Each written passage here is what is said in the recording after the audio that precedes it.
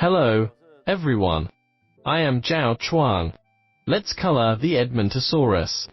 Edmontosaurus was a huge dinosaur, so its overall color could be designed to be slightly dull. We can use gray or brown to shape its overall appearance. We can draw some long stripes to decorate its body.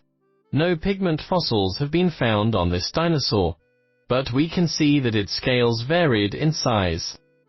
And the scales of different sizes were arranged in different shapes, which implied that its body might have patterns like those on giraffes during life, with some patches or cross stripes.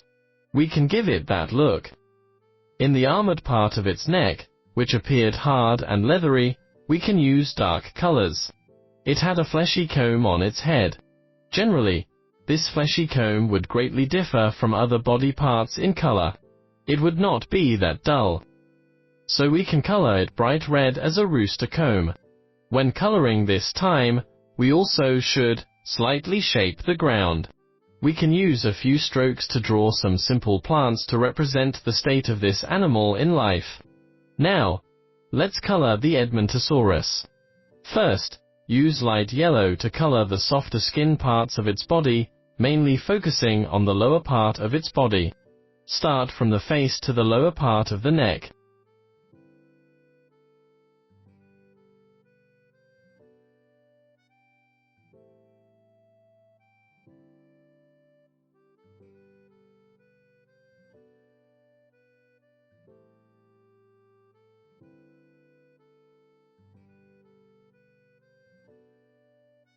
Next is the side of the body. The side area can be drawn larger.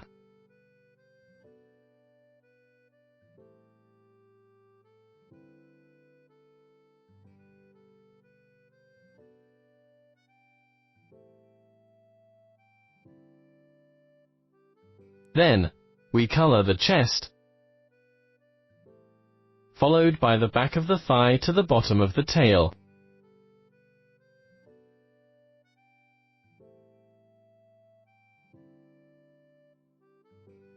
We can color the entire tail light yellow.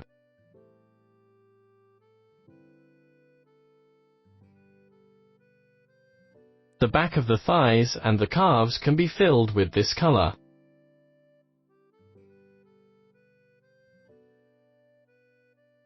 Then, we color the inside of the forelimb, followed by the other forelimb.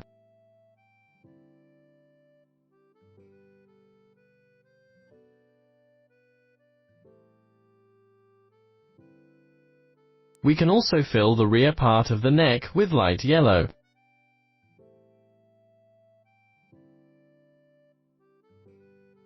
Then, let's use light brown to outline the area we want to color on its back, from the shoulders to the top of the tail.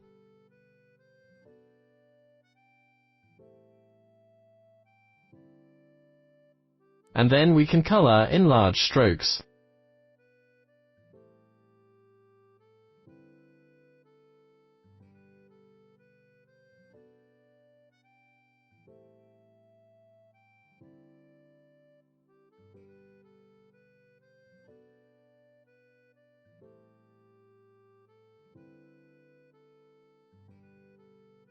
Next, let's color its legs, the front of the legs.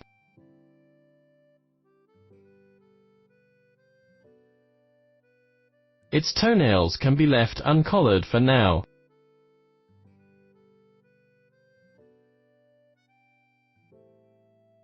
When coloring, we don't need to draw the edges neatly but crooked and naturally.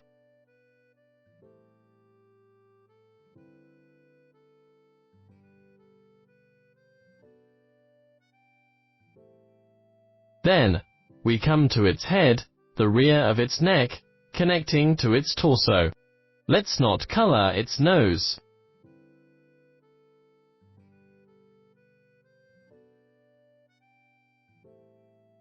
Then, color its arms.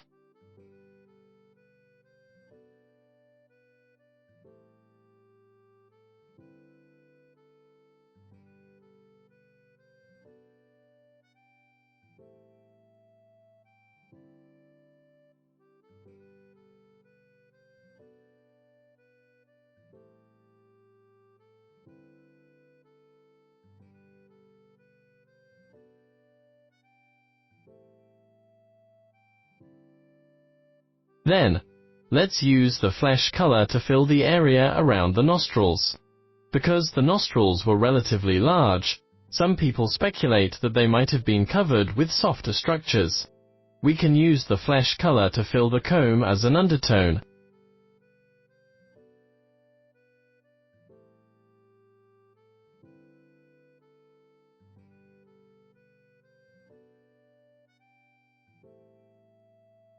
We can also use flesh color to represent the shadows on this dinosaur's body. The flesh color can also be used as a transitional color between dark and light colors on the body. When painting, one color often serves multiple purposes.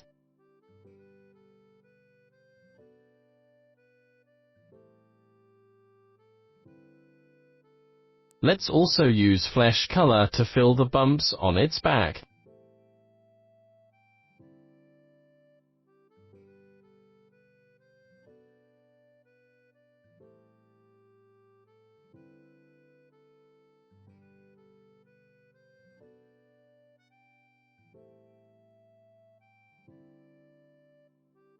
Then, we use dark gray to draw the patterns on its body.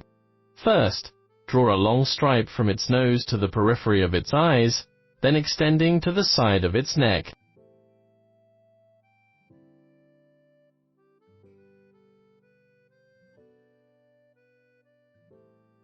There were many large skirts on the sides of its neck, and some skirts can be colored individually in dark gray to make this part look like mosaics.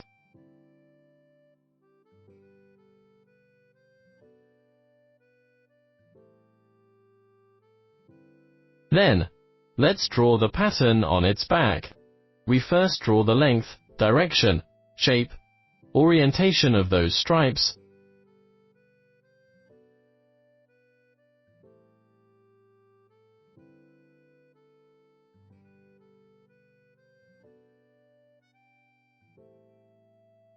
And then make these patterns thicker at the top and thinner at the bottom. Those stripes will become thinner toward the sides of the body.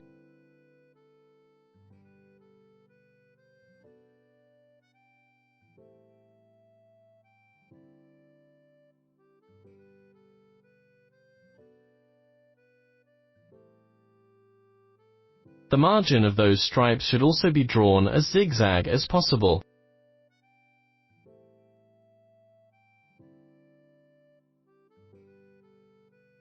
When coming to the tail, the stripes can become larger and thicker.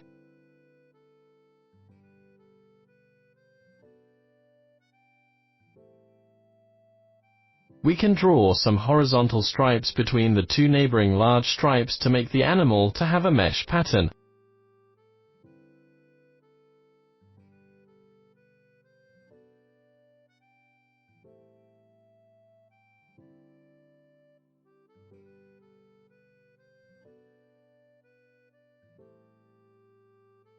Some additional small strokes can be added in the gaps between these stripes.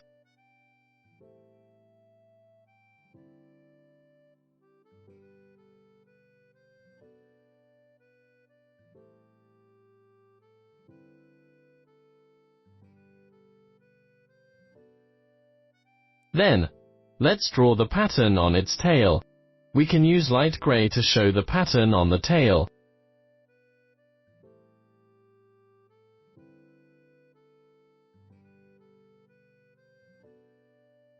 On the tail, those reticular stripes will gradually transition into thick, large annular ones.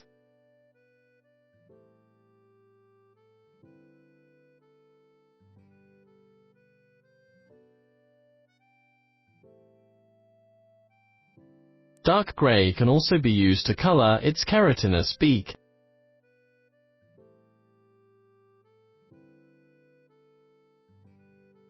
Decorate its nails with light gray.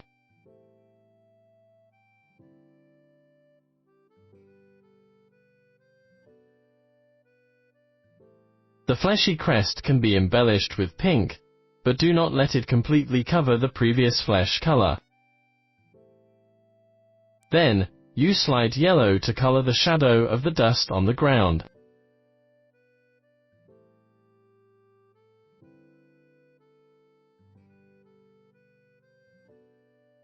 Now, use light brown to show the ground. Then, use green to decorate the ground with some vegetation, and use blue to embellish the eyes. In this way, we've finished coloring the Edmontosaurus.